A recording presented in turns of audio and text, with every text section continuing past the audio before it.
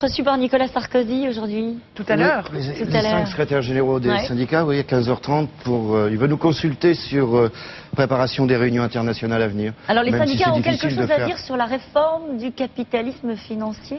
Pas simplement du capitalisme financier, parce que moi je considère que c'est une crise du système capitaliste. Et oui, on a toute une série de revendications et de propositions à faire sur la réforme du système international, le rôle du Fonds monétaire international, la nécessité de respecter les normes internationales du travail, les droits de l'homme avant toute chose pour les activités du FMI ou de la Banque mondiale. Également demander un plan d'urgence sur la relance au niveau des pays du G20, mais aussi de lutter contre la faim et la pauvreté. 20 millions de chômeurs en plus, dit le BIT, pour cette année, 40 millions de travailleurs pauvres en plus, donc il y a des urgences. Et donc il ne faut pas que le président de la République il ait simplement un discours antilibéral au niveau international, il faut que ça se concrétise. Alors, il y a une proposition de Bernard Thibault, il dit on pourrait permettre aux salariés d'user d'un droit de veto avec expertise économique de la situation des entreprises avant les licenciements. Un droit de veto de la part des salariés pour... Droit de veto, non, parce que ça veut dire qu'on est en situation de gérer l'investissement. Par contre, qu'avant, sur toutes les procédures préalables, il y ait des garanties beaucoup plus fortes pour les salariés, ça nous le demandons, bien entendu. Alors, Bernard Thibault, toujours lui, pardonnez-moi de le citer, mais il appelle à la mobilisation. Il dit qu'il faut qu'il y ait des manifestations de rue très rapidement et de manière coordonnée. C'est un message qu'il vous adresse. Oui, attendez, qu'il faille réagir, on en est tous convaincus, et il faut aussi, tout simplement parce que si les salariés ne bougent pas, ça va être eux les dindons de la crise. Nous ne pensons pas tellement qu'une manif de plus changera les choses. On a vu que les dernières manifestations, le gouvernement s'est assis dessus, quoi. Il a rien changé. Mais moi je pense, pardonnez-moi l'expression, que ça aurait de la gueule si Thibault, Chérec, Mailly, au nom de leur syndicat, ils appelaient les salariés à une journée de grève. Cesser le travail, le public et le privé, pendant une journée. D'abord, ça montrerait au président de la République qu'une grève, ça se voit. Et je pense que ce serait plus efficace qu'une journée de manifestation. Donc, on va en discuter ces jours-ci. C'est-à-dire, il y a un rendez-vous qui est pris avec Bernard Thibault? Il y a un rendez-vous dans les tuyaux avec l'ensemble des syndicats, oui, tout à fait, dans les jours à venir. Ça fait longtemps que vous n'avez pas manifesté, vous n'êtes pas mobilisés tous ensemble? Il y a un petit moment, mais encore faut-il que la mobilisation soit efficace. Et je vous dis, une manif de plus... Je ne pense pas que le gouvernement, ça changera quelque chose. Or, si les salariés ne bougent pas, qu'ils soient du public ou du privé, c'est eux qui vont être marrons dans l'affaire. C'est eux qui vont subir la crise. Et nous pensons qu'il serait beaucoup plus efficace si notamment ces trois organisations appelaient les salariés du public et du privé ensemble, si on appelait ensemble à cesser le travail, je pense que ça peserait beaucoup plus sur le gouvernement. Vous avez une idée du calendrier? Il faut aller vite ou pas? Non, ça se discute, ça se prépare d'abord. On ne peut pas faire ça en 3 jours, c'est évident.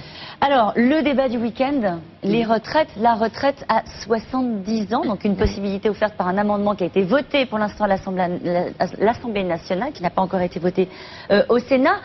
En gros, dire aux Français, vous voulez travailler jusqu'à 70 ans, faites-le, c'est une liberté de plus qu'on offre aux salariés. C'est de la déréglementation. C'est pas une liberté. Attendez, ça veut dire qu'on est en train de mettre dans la tête des gens, vos retraites vont être de moins en moins fortes. Alors d'abord, vous pourrez cumuler un emploi et une retraite. 2, vous pourrez travailler jusqu'à 70 ans.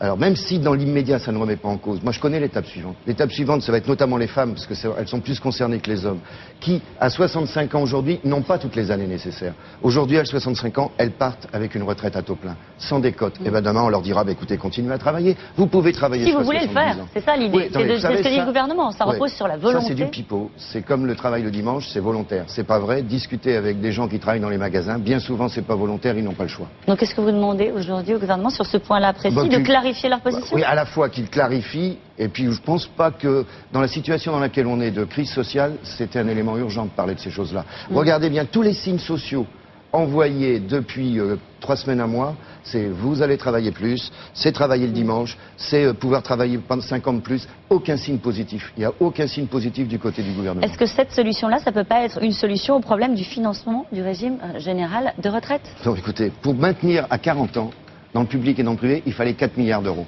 À l'époque, l'année dernière, on disait 4 milliards, vous vous rendez compte, c'est impossible. Regardez là, on vient de donner 11 milliards aux banques, et puis là, c'est possible. Alors, il faut arrêter tout le discours qui dit il n'y a plus d'argent dans les caisses. Ça y est, ça ne passe plus. Les gens n'y croient plus aujourd'hui. Donc, il faut qu'ils changent de discours, mais aussi, surtout, il faut qu'ils aient une politique de relance sur la consommation, sur l'emploi, en stratégie industrielle. Pour l'instant, vous la refusez, cette politique de relance. Ça fait très longtemps que vous la réclamez, depuis le début de la crise. À votre avis, pourquoi le gouvernement refuse de relancer la consommation? Parce que le gouvernement a un double discours. Parce qu'il a un double discours. Un discours, et ça ne reste que du discours pour le moment, antilibéral au niveau international.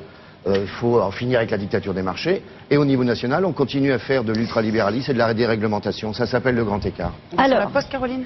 Mais oui, la Poste. Alors, c'est l'événement aussi du week-end. Il s'est passé beaucoup de choses ce week-end.